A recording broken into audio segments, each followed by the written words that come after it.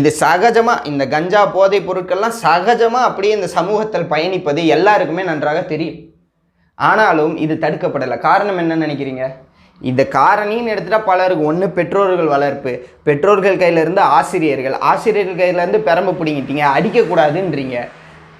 ஒரு காலத்திலலாம் எங்களை போட்டு வெளுன்னு வெளுப்பாங்க. ஒரு சின்ன விஷயம், முடி வெட்டலைனா முடி செம்மட்டையாக இருக்குது, நீ எண்ணெய் தேய்க்காமல் வந்துட்டுன்றதுக்காக என் நண்பர்களை போட்டு வெளுன்னு வெளுத்ததெல்லாம் நான் பார்த்துருக்கேன். பள்ளிக்கூடத்தில் போட்டு பொலன்னு பொழந்துருவார் எங்கள் சார். ஆனால் இப்போ இருக்கிற பிள்ளைங்க டவுன் ஷோல்டரு சட்டை போட்டுட்டு வராங்க. டிஷர்ட் பார்த்துருப்பீங்களா? டிஷர்ட்டில் டவுன் ஷோல்டர் இருக்கும். இந்த பொம்மை படம்லாம் போட்டு அனிமி படம்லாம் போட்டு ஒரு டவுன் ஷோல்டர் இருக்கும். ஆனால் இப்போ சீருடை எதுக்காக கொடுத்தது?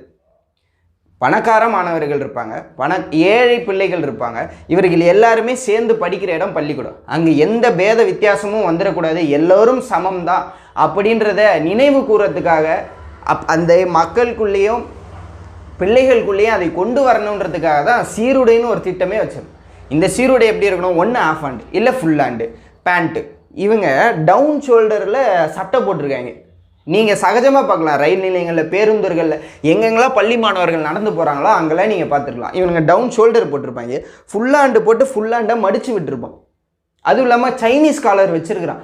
எனக்கு தெரியல எந்த ஜிஓ பாஸ் ஆகிடுச்சு, தமிழ்நாடு கவர்மெண்ட் எங்கே ஜிஓ பாஸ் பண்ணாங்க இந்த மாதிரி பிள்ளைகள் டவுன் ஷோல்டர் போடலாம், ஃபுல் ஹேண்டு போடலாம், ஃபுல் ஹேண்டு போட்டு மடித்து விட்டுக்கலாம். அதை விட கொடுமை, அவன் முக்கா சட்டை போட்டிருக்கான். இவ்வளோ தான் வருது, அது இவ்வளோ தான் முக்கா சட்டை தான் வருது, அந்த மாதிரி சட்டை போட்டிருக்காங்க. பேண்ட்டு கணுக்காலுக்கும் முட்டிக்கும் நடுவில் தொங்கிட்டு இருக்கு பேண்ட்டு. இது எந்த ஜிஓ பாஸ் பண்ணாங்க? எப்படி பிள்ளைகள் இப்படி அனுமதிக்கப்படுகிறார்கள் பள்ளிக்கூடத்துக்குன்னு எங்களுக்கு தெரியல.